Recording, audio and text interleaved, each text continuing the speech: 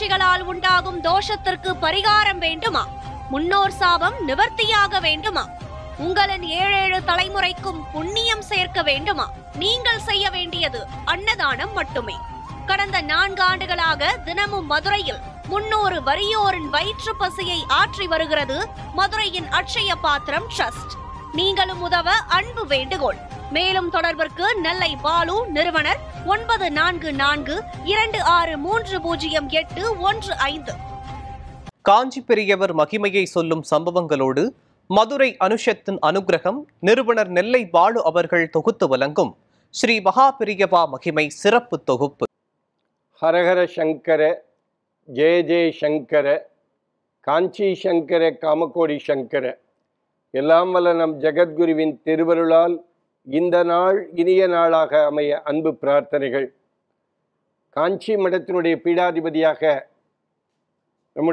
நம்மெல்லாம் தினந்தோறும் வழிபட்டு கொண்டிருக்கிற காஞ்சி ஸ்ரீ மகா பெரியவர் உமாச்சி தாத்தா என்று எல்லோராலும் அன்பாக அழைக்கப்படுகிற ஸ்ரீ சந்திரசேகரேந்திர சரஸ்வதி சுவாமிகள் ஒருமுறை காஞ்சிபுரம் அருகே கீழம்பி என்கிற இடத்திலே போகிற பொழுது ஒரு வயல்வெளி நடுவிலே வரப்பிலே செல்ல வேண்டிய நிர்பந்தம். அவரோடு ஊவே அன்னமாச்சாரியார் சுவாமிகளும் அவரோடு போகிறார்கள். வைணவத்திலே ஒரு மிகப்பெரிய ஒரு ஞானி என்று சொல்லலாம். ஊவே அன்னமாச்சாரியார் அவர்களும் மகாபரிவாளோடு நடந்து போய்கொண்டிருக்கிறார். வயல் வரப்பிலே போய்கொண்டிருக்கிற பொழுது அங்கே வயலிலே தண்ணீர் பாய்ச்சுவதற்காக ஒரு தண்ணீர் மோட்டார் இருந்து தண்ணீர் கீழே விழுந்து கொண்டிருக்கிறது.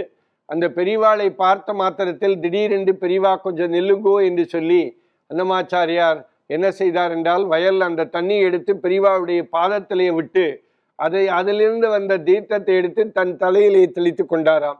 நான் இன்றைக்கு தன்யனானேன் என்று சொல்லி அன்றைக்கு பெரியவாடத்திலே அன்னமாச்சாரியார் அன்றைக்கு சொன்னாராம்.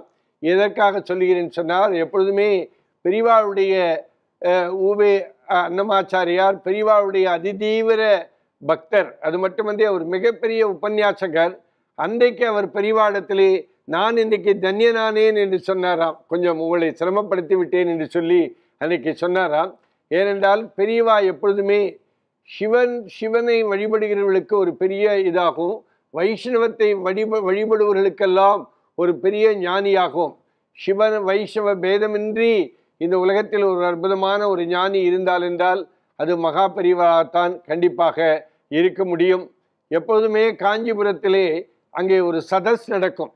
திடீரென்று பெரியவா எல்லா வைஷ்ணவ அறிஞர் பெருமக்களை எல்லாம் அழைத்து உட்கார வைத்து அவர்கள் கேள்வி கேட்க இவர் பதில் சொல்ல, திடீரென்று தனக்கு ஏதாவது ஒரு சந்தேகம் இருந்தால் கூட பெரியவா அவரிடத்திலே கேட்பார், இது என்ன, இதிலே திவ்ய பிரபந்தத்திலே இந்த பகுதி என்ன அர்த்தம் என்று கேட்பாராம். அவர் திடீரென்று ஒவ்வொருத்தரும் ஒரு பதிலை சொல்வாராம். ஏனென்றால் அவன் சொன்ன மாத்திரத்தில் இவருக்கு தெரியும். இருந்தாலும் கேள்வி கேட்டுவிட்டு அந்த பதில் தெரியவில்லை என்று சொன்னால் இவரே அந்த பதிலுக்கான கேள்விக்கான விடையை சொல்லுவது வழக்கம்.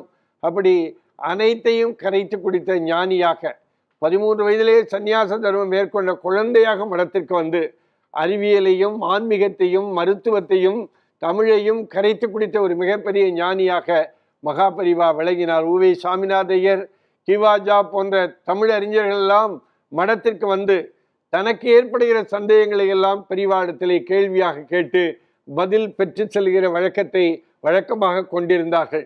எப்பொழுதுமே ஒரு மிகப்பெரிய ஞானியாக எல்லோருமே மடத்திற்கு வந்து, ஏனென்றால் எந்த விதமான பேதம் இல்லாமல், இன்னும் சொல்லப்போனால் கிறிஸ்தவர்கள் இஸ்லாமியர்கள் கூட மடத்திற்கு வந்து பெரியவாடத்திலே அருளை பெற்ற சம்பவங்கள் உண்டு.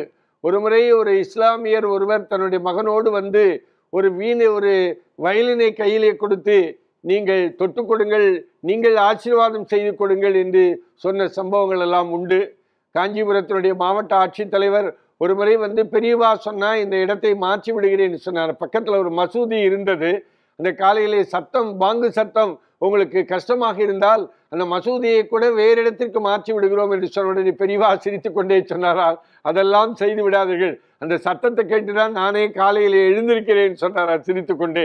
ஏனென்றால் எப்பொழுதுமே அந்த பெரியவா எந்த விதமான யாருக்கும் இடையூறு இல்லாமல் இருக்க வேண்டும் என்பதை விருப்பப்படுகிறவர். ஹரஹர சங்கர, ஜெய ஜெய சங்கர, காஞ்சி சங்கர, காமகோடி சங்கர. எல்லாம் வல்ல நம் ஜெகத்குருவின் திருவருளால் இந்த நாள் இனிய நாளாக அமைய அன்பு பிரார்த்தனைகள். ராம் ராம். ஓம் ஸ்ரீ மகா பெரிவா திருவடிகளே சரணம்.